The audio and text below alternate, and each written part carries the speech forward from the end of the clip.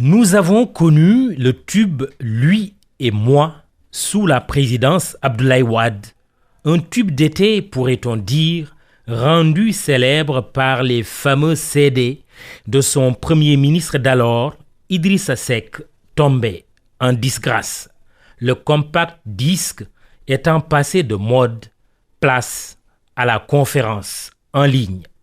La Covid-19 tient tout le monde à distance.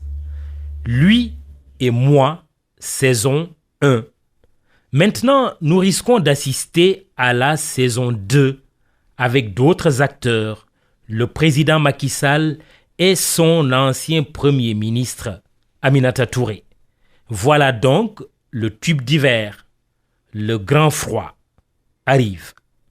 L'ex-présidente du Conseil économique, social et environnemental joue sa partition sur un air de non à un troisième mandat. Le chef de l'État appréciera. Tout semble indiquer que Mimi Touré a mis en veilleuse tout simplement son compagnonnage avec le président de la République.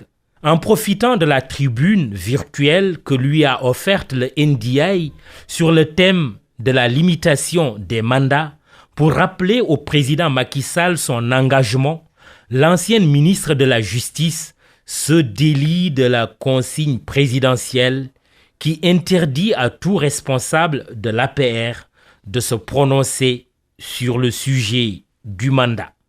Seulement, l'ennui au sein du parti présidentiel est que la fatwa n'est pas respectée par tous.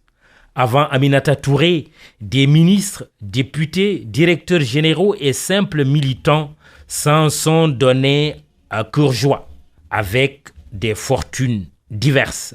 Que risque l'ancienne envoyée spéciale en passant outre l'interdit? N'occupant plus aucune fonction d'État, une sanction éventuelle ne pourrait être envisagée qu'au niveau du parti.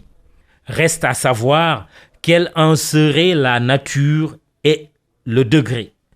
Dans cette dualité au sommet de l'Alliance pour la République, le choix du temps, du moment et des armes du combat a son pesant d'or. En politique, le premier à tirer n'est pas forcément celui qui gagne. Malheur à celui qui rate sa cible.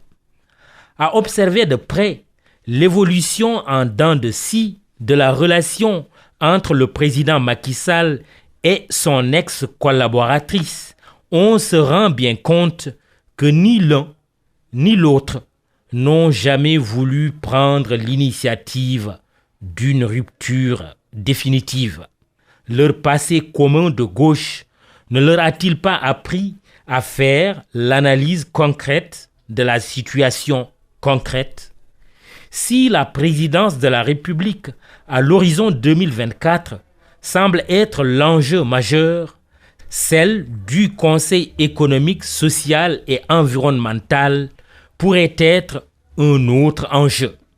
Nous avons appris de bonnes sources l'envoi depuis quelques jours d'une mission de vérification de l'Inspection générale d'État pour s'assurer que les comptes de l'institution que dirige désormais Idrissa Seck sont dans le bon ordre.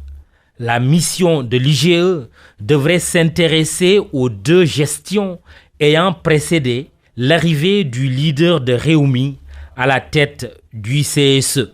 Visiblement, il s'agira de faire l'état des comptes au moment de l'entrée en fonction de Mme Aminata Touré en remplacement de Mme Aminata Tall et au moment de sa sortie pour céder la place à Idrissa Seck.